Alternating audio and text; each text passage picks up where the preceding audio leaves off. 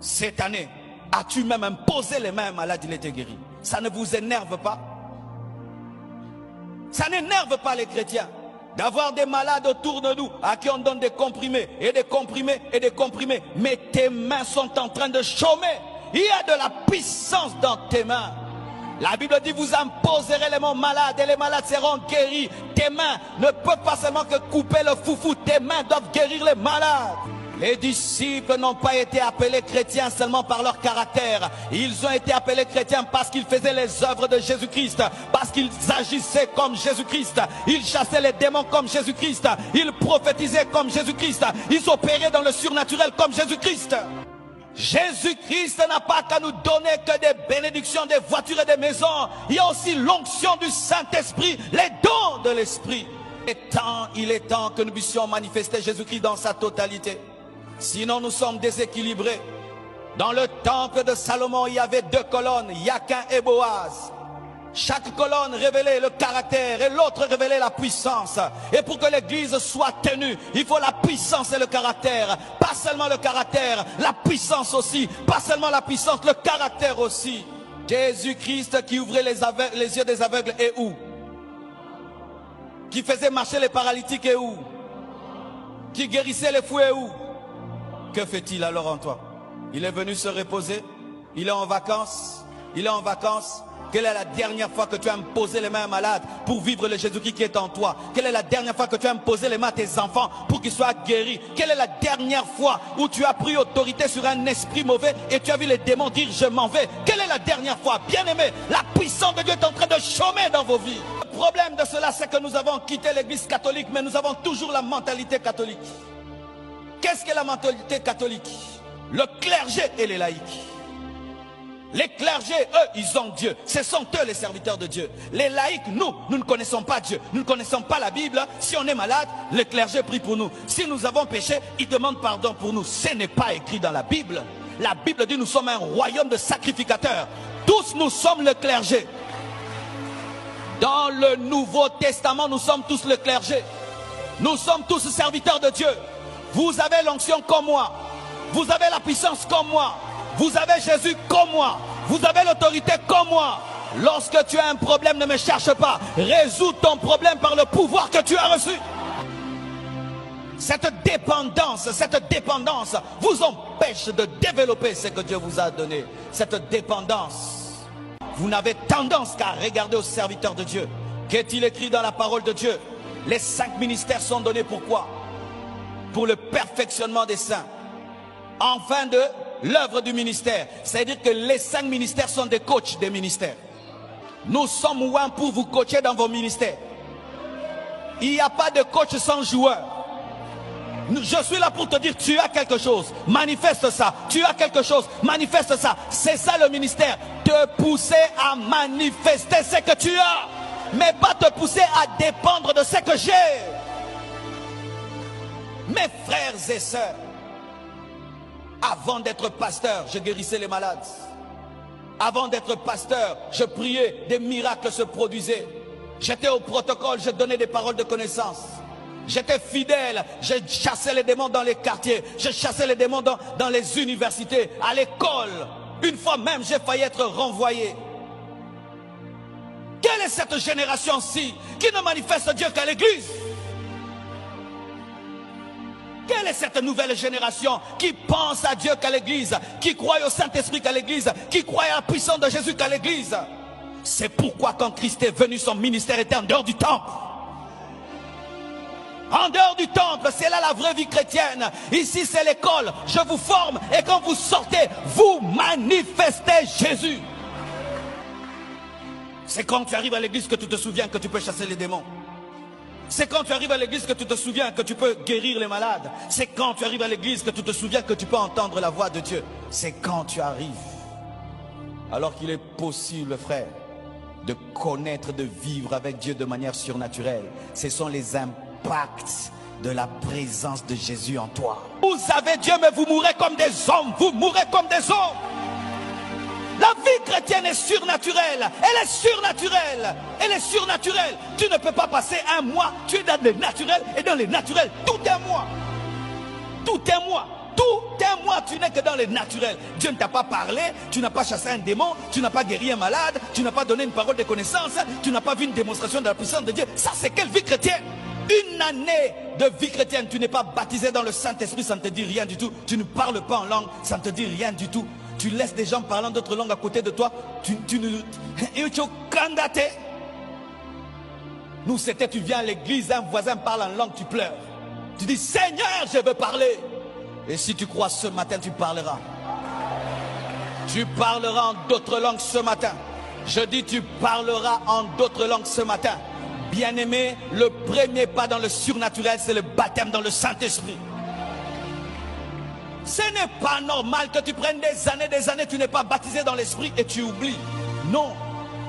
Quand vous lisez l'histoire de l'Église, vous allez voir que des mouvements et des mouvements spirituels ont été bâtis que sur le baptême du Saint-Esprit. Les gens allaient dans des jeunes de 3 ans, 4 ans, rien que pour le baptême dans le Saint-Esprit. Des gens pouvaient voyager d'une nation vers une autre parce qu'ils entendent que dans une église, les gens sont baptisés du Saint-Esprit. Mes frères et sœurs, il y a plus que cette vie que tu mènes. Cette vie chrétienne que tu mènes là, c'est le brouillon. Ce n'est pas la vraie vie chrétienne. C'est pourquoi j'aimerais vous demander une chose. Quand tu es avec une personne importante et tu es très entouré, tu ne comprendras pas sa valeur. Jusqu'à ce que ces personnes s'éloignent et que tu découvres que tu étais avec un roi. C'est pourquoi, ayez l'habitude de vous réveiller quand tout le monde dort pour avoir conscience que de Jésus. Ou des fois tu te retires, tu payes quelque part 3 jours avec seulement de l'eau. Tu mets là pour avoir conscience que de Jésus. Et tu découvriras que tu vivais dans la basse-cour alors que tu étais un aigle. Et tu découvriras que ces choses qui te faisaient stagner, tu pouvais les détecter depuis longtemps si seulement tu avais donné du temps à ressentir la sève. Avoir soif. Quand vous regardez la tige, elle plonge ses racines dans la terre. Et donc les racines opèrent comme une pompe qui doit aspirer, amen, hein, tous les nutriments qui sont dans la terre. Aspirer, c'est avoir soif. La tige a soif des nutriments et la branche doit avoir soif de la sève. Doit aspirer. Prier 1 heure du temps sans soif, ce n'est pas prier. Un homme qui prie 10 minutes avec soif est plus efficace qu'un homme qui prie 1 heure par monotonie et par habitude. Amenez toujours vos cœurs à avoir soif de lui. Et vous allez vous rendre compte, bien-aimés, que vous avez reçu la plus grande bénédiction au monde, avoir Dieu en vous. Avoir Dieu en vous. Au début de ma vie chrétienne, très tôt, j'ai eu cette expérience. Je priais dans un groupe de prière. Et ce groupe de prière ne grandissait pas. 7 ans, 20 fidèles. Tout le monde trouvait cela normal. Et j'ai dit non, ce n'est pas normal. Comment une église peut faire 7 ans avec 20 fidèles? J'ai commencé à jeûner, prier. Jeûner, prier. Jeûner, prier. Et un jour, je vais en retraite. Pendant que je jeûne pour l'église, je sens une présence satanique s'approcher de moi. Et je sentais cette présence venir parler à mon oreille. J'ai dit, Dieu, ne permets pas ce démon de me parler. Cet esprit m'a parlé. Je ne dormais pas. En très bon français, Marcelo, prépare-toi à mourir. Et quand ce démon a parlé, j'ai eu directement une vision d'un frère qui était dans la chorale, qui me cherchait. Il s'appelait Bertin et il frappait à la porte. Dieu m'a dit, c'est Bertin qui a quitté son corps, quittant Lemba jusqu'à la cité Mama Mobutu en esprit pour me tuer. Et Dieu m'a dit, n'aie pas peur, chasse-le. Je l'ai chassé, il est parti. Et pris de fatigue, je l'ai senti revenir, cette fois avec plus de force, plus de puissance. Et quand il est revenu, j'étais fatigué. J'ai dit, Jésus-Christ, tu t'en occupes. Et j'ai senti une autre présence s'approcher de lui et le chasser. J'ai dit, Jésus, je te remercie, tu l'as chassé. Il a dit, c'est pas moi, j'ai envoyé ton ange. Bien-aimé, ces jours-là, j'ai compris que la vie chrétienne n'est pas naturelle. Il y a des forces surnaturelles en face. Il y a des forces surnaturelles en face. Et il y a en toi aussi le Saint-Esprit et il y a avec toi des anges. La vie chrétienne t'amène à voir des anges comme gardiens. Ici, il n'y a pas que des hommes, il y a des anges, il y a des anges, il y a des anges, il y a des anges. Et le don de discernement des esprits te permet de savoir qu'il y a des anges. Le don de discernement des esprits te permet de savoir, ici, il y a la présence de Dieu. C'est pourquoi même choristes, quand vous chantez, ayez le discernement des esprits. Un jour, vous pouvez venir avec l'esprit de chanter fort, mais l'esprit ne veut pas. Il veut que de doux cantiques. Chantez lentement. Ne respectez pas toujours votre répertoire. Laissez-vous couler avec l'esprit. C'est lui qui connaît le besoin de l'église, pas votre répertoire. Je peux décider aujourd'hui, je vais prêcher comme ceci. Il dit non, tu prêches comme cela. Pourquoi? Il y a un homme, une femme qui doit entendre Dieu de cette manière-là. C'est lui le chef du restaurant. Nous ne sommes que les serveurs. Le serveur ne donne pas ce qu'il veut. Il ne donne que ce que le cuisinier a préparé. Si vous pouvez avoir soif aujourd'hui, soif de manifester ce qui est en vous, le Jésus qui est en vous, l'Esprit qui est en vous, et de quitter une vie naturelle où vous opérez que dans le naturel, vous parlez naturellement, vous pensez naturellement, vous réagissez naturellement. Et quand vous agissez dans la chair, c'est quand vous vous rendez compte qu'il y a Dieu dans vos vies. Nous l'avons reçu et nous l'avons mis dans un coin. Nous l'avons appelé et quand il est venu, nous l'avons mis dans un coin. Nous agissons dans l'intelligence, avec nos forces. Nous croyons que je ferai ceci. Frère, des années, je me suis battu dans le ministère, prêchant, physiquement prêchant, jusqu'à ce que Dieu m'a dit, si tu commences à me donner chaque premier mois de tes années dans le jeûne, dans la prière, où tu n'es que dans ma présence, tu verras ce que je ferai. Et quand j'ai commencé à le faire, j'ai eu plus de résultats que lorsque j'opérais dans le naturel. Les choses que je perdais en faisant 30 jours en jeûne, je les récupérais fois 100 au lieu d'être tout le temps en train de faire des choses. Car bien aimé frère, tu ne peux porter du fruit sans t'attacher au cep. Impossible. Et l'une des choses qui prouve l'attachement au cep, c'est la vie de prière. La vie de prière ne permet jamais au diable de te voler la vie de prière. Jamais. Apprends à t'agenouiller. Quand tu quittes ton lit, la première chose que tu dois faire, c'est être à genoux. C'est-à-dire de ton lit sur les genoux. Pas de ton lit à ton smartphone. Pas de ton lit à brosser les dents. Non, après brosser les dents. Parce que Dieu ne sent pas l'odeur de ta bouche. De ton lit à tes genoux. De ton lit à tes genoux. Établissez un rendez-vous avec Dieu, un programme avec Dieu. Seigneur, je vais commencer à te chercher à 4 heures du matin, à 5 heures du matin, à 23 heures. Seigneur, je te fixe tel rendez-vous. Voyez le grand Daniel, malgré qu'il était un homme élevé, avait 3 rendez-vous avec Dieu. Soyez des hommes de prière. Ayez une vie de prière. Avant de faire les choses, rassure-toi que tu l'as cherché. Sinon, tu deviens une branche qui n'est pas connectée. Ne faites rien si vous n'avez pas prié. Voyez Jésus-Christ, il passe toute la nuit à la montagne. Et après, il descend, il fait des miracles. Et après, qu'est-ce qu'il fait? Il monte à la montagne. Ne reste jamais dans la plaine où Dieu t'a utilisé. Remonte toujours là où il t'a oint.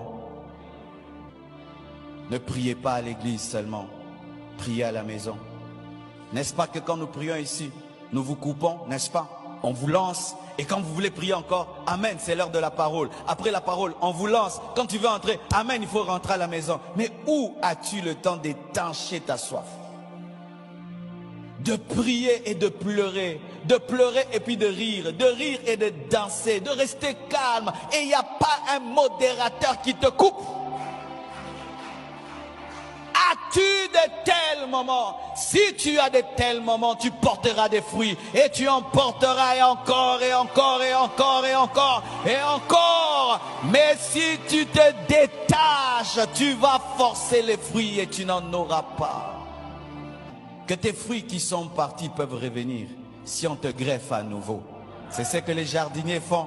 Lorsqu'une branche est coupée, il y en a qui arrivent à la recoller. Ils ont des systèmes. Et vous voyez la branche qui était pourrie, elle commence à revivre. Elle commence à revivre. Elle commence à revivre. Tu peux revivre. Tu peux revivre. Ou tu dis non, je ne priais plus. Seigneur, pardonne-moi. Je reviens à genoux. Seigneur, avant je sortais sans te chercher. Seigneur, je reviens à genoux. Seigneur, je m'étais déconnecté de toi quand tu m'as donné la bénédiction. Seigneur, je rentre à genoux. Tu vas voir, les feuilles vont redevenir vertes. Et puis des fruits vont commencer. L'onction de Dieu va commencer à couler à nouveau. La puissance de Dieu va commencer à se manifester à nouveau dans ta vie. Tu n'es pas mort. Tu peux tout recommencer. L'une des grandes servantes de Dieu dans le monde, qui a été puissamment utilisée pendant 9 dernières années de sa vie. Pendant un temps, elle a commencé à sortir avec le mari d'autrui, déconnectée du cep. Le ministère a séché, l'onction a cessé de couler. Elle passait des moments de crise. Car si un jour tu étais connecté, tu sauras que tu es déconnecté. Et un jour elle marchait, elle arrive quelque part, elle voit un panneau écrit stop. L'Esprit lui dit aujourd'hui, tu choisis entre cet homme et moi, qui tu veux. Elle a choisi Jésus. Elle a abandonné cet homme. Elle s'est reconnectée. Et Dieu a commencé à utiliser cette femme dans des signes, des prodiges et des miracles, de sorte que il suffisait seulement d'envoyer une requête pour être guérie à son ministère et qu'elle lise cette requête pendant son émission radiophonique, tu es guéri. Des médecins commençaient à recommander les malades vers Catherine Kuhlman. Vous imaginez? Où un médecin te dit, va là-bas, tu seras guéri. Moi, je n'y arrive pas. Et les gens étaient guéris. On disait, qui t'a envoyé? Mon médecin m'a envoyé. Elle s'est reconnectée. Il n'est pas trop tard, mon frère. Tu peux rechercher encore Dieu. Tu peux encore payer le prix de la communion avec Dieu. Tu peux revenir. Je dis, tu peux revenir. Le Père est le vigneron, le Fils est la tige, le Saint-Esprit est la sève. Nous sommes la branche. Les dons spirituels et le fruit de l'Esprit sont les fruits que nous ne pouvons manifester qu'en étant attachés. Que Dieu vous bénisse abondamment.